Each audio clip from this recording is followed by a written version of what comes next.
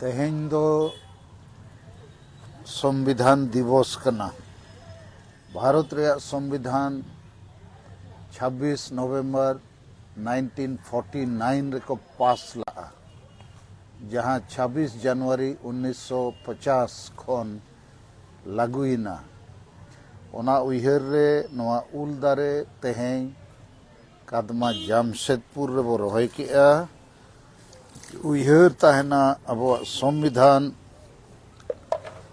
अब बो बुझावा, रक्षाया और ओना बो पालना, तबे एनांग आदिवासी समाज हों भारत रिन बाकी समाज लेका जुमिदोआ, जितकरोआ और लाहा।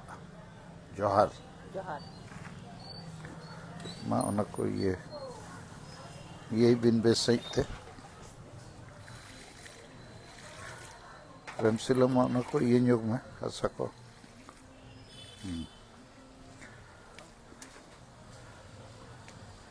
और कई दा दुल में सुनते